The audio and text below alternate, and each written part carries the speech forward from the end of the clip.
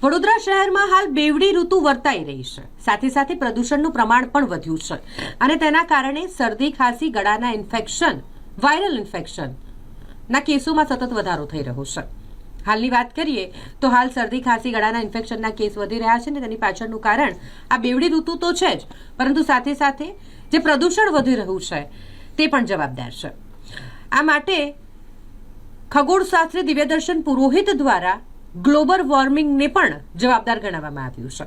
તેમણે કહ્યું કે જે રીતે બેવડી ઋતુ અનુભવાઈ રહી છે, પ્રદૂષણનું પ્રમાણ પણ દિવસે ને દિવસે વધતું જઈ રહ્યું છે અને તેની પાછળ જવાબદાર ગ્લોબલ વોર્મિંગ પણ છે અને માટે જવાબદારી નાગરિક તરીકે આપણા સૌની પણ વધી જાય છે.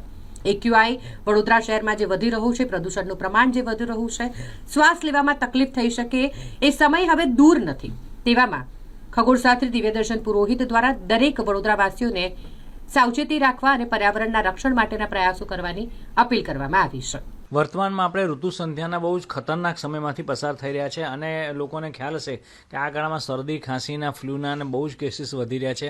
જાત જાતના રોગોનો પણ એકદમ આક્રમણ થઈ રહ્યું છે. કેમ કે એક્સ્ટ્રીમ વેધર ઇવેન્ટ એટલે કઠોર ઋતુમાંથી આપણે પસાર થઈ રહ્યા છે. ગ્લોબલ વોર્મિંગ, ક્લાઇમેટ ચેન્જ એ માણસે સુખ પામવાની આંધી દોડ પેદા કરી. એને કારણે જે પ્રકારના ગ્રીન હાઉસ ગેસીસ પેદા કર્યા એને વાતાવરણ બહુ પફ કરી નાખ્યું છે. અને અત્યારની વાત કરીએ વડોદરાની તો લગભગ 150થી લઈને 300 સુધીનો એક્યુઆઈ એર ક્વોલિટી ઇન્ડેક્સ અને સાદી ભાષામાં પ્રદૂષણ કહેવાય જુદા જુદા વિસ્તારોમાં છે. એટલે આપણે એમ કે દિલ્હી સુખીને દિલ્હી દુઃખીને આપણે સુખી એવું નથી. આપણે પણ દુઃખી જ છે, દિલ્હીથી વધારે દુઃખી છે. વસ્તીના પ્રમાણ આપણે ત્યાં વધુ પ્રદૂષણ છે અને એને કારણે તમે જોતા હશો તો સવારના પડતા ધુમ્મસ પણ જોવા મળશે છે. એ પ્રદૂષણનો ફોગ જોવા મળે છે અને ટેમ્પરેચર ડિફરન્સ જબરદસ્ત છે. રાત્રે બપોરે 32થી 33 ડિગ્રી ટેમ્પરેચર જાય છે અને રાત્રે 18થી 15 ડિગ્રી જતું રહે છે. એટલે આ જે ટેમ્પરેચર ડિફરન્સ લાંબો પડી ગયો એ ઋતુ સંધ્યા કહેવાય. અને ઋતુ સંધ્યાને કારણે આ ટેમ્પરેચર ડિફરન્સને કારણે જાત જાતના રોગો થવાની ચોક્કસપણે સંભાવના રહેલી હોય છે. સાથે પોલેનની ઋતુ એટલે કે પરાગરજની ઋતુ પણ ફેલાઈ ચૂકી છે. એટલે હું ગભરાતો નથી, પરંતુ બને ત્યાં સુધી બે વસ્તુ કરવી આપણે. એક તો આપણે પ્રદૂષણને નાથવાની કોશિશ કરવી આપણાથી, બીજાથી થાય કે ના થાય, આપણાથી પ્રદૂષણ જેટલું ઓછું ફેલાય એવા બધા પગલામાંથી એકાદ બે પગલાં, વૃક્ષ વાવવું કે પાણીનું જલ સંરક્ષણ કરવું કે વાહન ટ્યુન કરાવીને ચલાવવા, કાગળ ઓછો વાપરવો, એવું કંઈ બી જે થઈ શકે આપણે કરવું.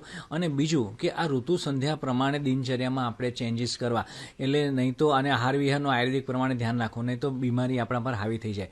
એટલે આવનારા સમયમાં હજી આ બધી કઠોર ઋતુ ધીરે ધીરે દર વર્ષે જનરેટ થતી જશે. અને હવે અત્યારે ઉનાળો હતો પણ ઉનાળો હવે શરૂ થઈ ચૂક્યો છે. જે માર્ચમાં આવવાનો તે શરૂ થઈ ચૂક્યો છે અને છેક લાંબો ચાલશે. જુલાઈ, ઓગસ્ટ સુધી ઉનાળો જવાનો છે.